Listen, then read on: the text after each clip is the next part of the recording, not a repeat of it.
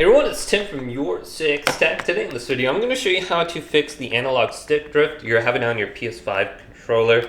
So the first thing you want to do is just clean off any kind of debris, Cheeto dust, Mountain Dew, or anything that could be falling inside of your controller. So get a rag, maybe with a little bit of water, making sure it's a little bit damp so you can get all the sugar off there if you spilled Mountain Dew on it. And make sure nothing is falling back inside your controller.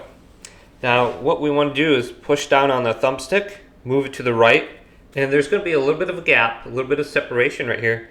Blow into that little gap. Use your mouth, otherwise you could try some compressed air and just blow into the side here. Just make sure you're getting a really good seal on it so it actually goes inside there and it cleans off any kind of debris on the sensors that could be causing an issue. So do on the left side here, move to the other side, click down, and then blow when it's up or down just like that. So get all sides of it. And then the next thing we can try is to manipulate the thumbstick by popping it up. And you're gonna feel a little pop when it goes up, and then you can click it back down, pop it up, down, and do that about 10 times.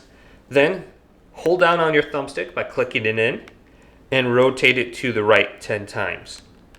And then do it to the left 10 times and just push it in and make sure it's aligning properly.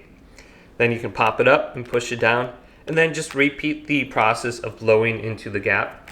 Now this works for me usually when I'm playing and I notice there's a bunch of stick drift. I'll just blow into the controller, move this to the side, and it'll be good for the rest of the night.